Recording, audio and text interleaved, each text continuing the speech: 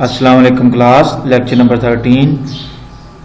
इस लेक्चर में हम length of curve y is equal to f of x find out करेंगे और ये ऐसी कर्व होगी जो कि पूरे क्लोज इंटरवल में कंटिन्यूसली डिफरेंशिएबल होगी।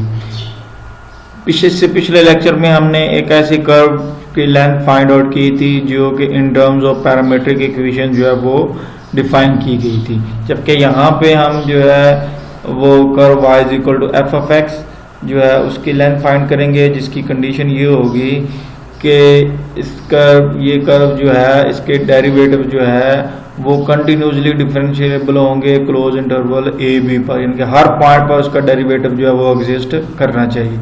अगर ये सिचुएशन होल्ड करती है कि हर पॉइंट पर डेरिवेटिव एग्जिस्ट करता है गिवन फंक्शन का, गिवन कर्व का, तो इस गिवन कर्व की जो लेंथ है उसको हम इस फार्मूले की मदद से फाइंड आउट कर सकते हैं।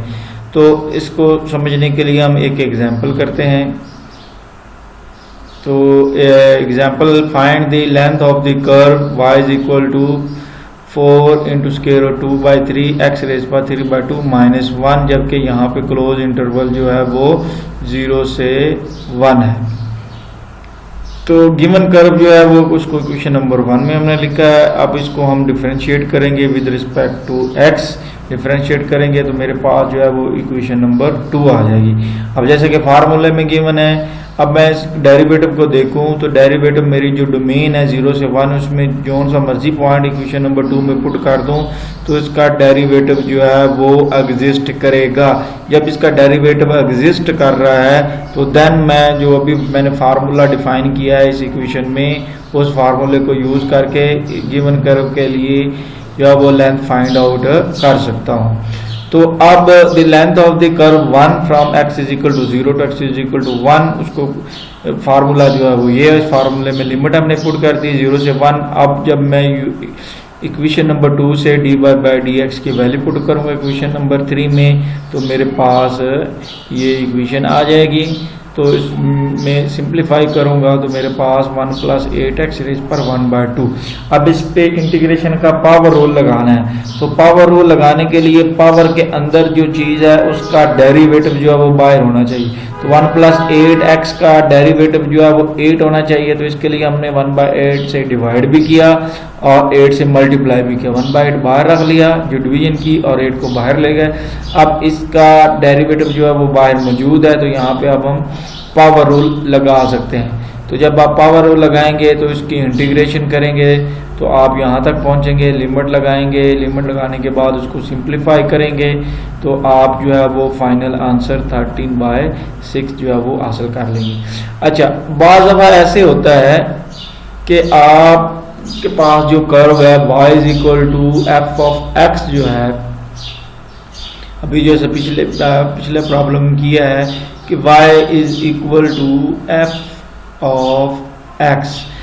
तो इस कर्व को आप जब डेरिवेटिव लेते हैं इसका, तो कोई ऐसा पॉइंट डोमेन में आ जाता है जहाँ पे उसका डेरिवेटिव एग्जिस्ट नहीं करता, तो देन इसका मतलब है जो ऊपर वाला फार्मूला है वो आप यूज़ नहीं कर सकते लेंथ निकालने के लिए। तो इस सिचुएशन को ओवरकम करने के लिए आप क्या करेंगे, जो गिवन कर्व है उस कर्व को आप रीअरेंज इस तरह करेंगे कि x जो है वो लेफ्ट हैंड साइड पे आ जाएगा, यानी कि आप x को in terms of y describe करेंगे। तो देन आप देखेंगे कि उसमें जो है वो उसका डेरिवेटिव हर पॉइंट पे एग्जिस्ट करता होगा, तो फिर आप ये वाला फार्मूला इस्तेमाल कर सकते हैं यानी कि उसका x का फंक्शन जो होगा वो with respect to y differentiate करेंगे तो आप फार्मूला निकाल सकते हैं। अब by definition, if g is continuously differentiable on the closed interval CD, then the length of the curve, अब यहाँ पे देखें कि x को हमने in terms of y define किया है, तो क्लोज इंटरवल जिसमें लिमिट जो होगी वो y is equal to c to y is equal to d होगी, और इस फार्मूले को हम यूज़ करें। तो इसको समझने के लिए हम एक सिंपल एग्जांपल करते हैं। तो एग्जांपल ये है कि find the length of the curve y is equal to x/2 raise power 2/3, जबकि x जो है वो वेरी करता है, x is equal to 0 to x is equal to 2, यानी कि 0 से 2 जो है वो क्लोज इंटरवल। अब गिवन कर्व को मैं इक्वेशन नंबर 1 में लिखता हूँ। जब इसको मैं डिफ्रेंशिएट करता हूँ और सिंप्लीफाई करता हूँ तो मेरे पास जो है वो आ जाता है 1/3 2/x⁻1/3। तो आप इसमें देख सकते हैं कि जो मेरे पास x is equal to 0 to x is equal to 2 है, तो 0 में डेरिवेटिव में पुट करता हूँ तो अनडिफाइन हो जाता है। इसका मतलब है x इज इक्वल टू 0 पे इसका डेरिवेटिव एग्जिस्ट नहीं करता। जब इस पे x इज इक्वल टू 0 तो डेरिवेटिव एग्जिस्ट नहीं करता, तो ये जो डेफिनेशन थी हमारे पास कि फंक्शन जो है वो पूरे क्लोज इंटरवल में डिफरेंशिएबल होना चाहिए, तो ये होल्ड नहीं करता। जब ये होल्ड नहीं करता इट मींस ये वाला फार्मूला हम यूज नहीं कर सकते। तो जब ये नहीं कर सकते, डेरिवेटिव कंटिन्यूस नहीं है, तो हम क्या करेंगे, इसको रीअरेंज करेंगे। Then we cannot find the length of curve as one is not continuously differentiable on this closed interval. Therefore we rewrite equation 1 to express x in terms of y, यानी कि उसको हमने ये गिवन फंक्शन है दोनों तरफ power 3/2 लेंगे तो मेरे पास ये स्टेप पहुंच जाऊंगा मैं यहाँ पे, और इसको जब सिंप्लीफाई करूंगा तो x is equal to 2y raise power 3/2 आ जाएगा। अब मेरे पास जो डोमेन थी वो x जो क्लोज इंटरवल था वो x is equal to 0 to x is equal to 2 था। अब जब मैंने इसको रीअरेंज किया है तो मेरे पास x in terms of y आया है, तो अब मैंने y की लिमिट जो है वो फाइंड आउट करनी है। तो मैं क्या करूंगा, x इज इक्वल टू 0 को गिवन फंक्शन में इसमें पुट करूंगा इस फंक्शन में, तो मेरे पास y की लिमिट लोअर लिमिट जो है वो 0 आ जाएगी। जब x is equal to 2 put करूंगा तो मेरे पास y की अपर लिमिट जो है वो 1 आ जाएगी। It means y approaches to 0 when x approaches to 0, y approaches to 1 when x approaches to 2।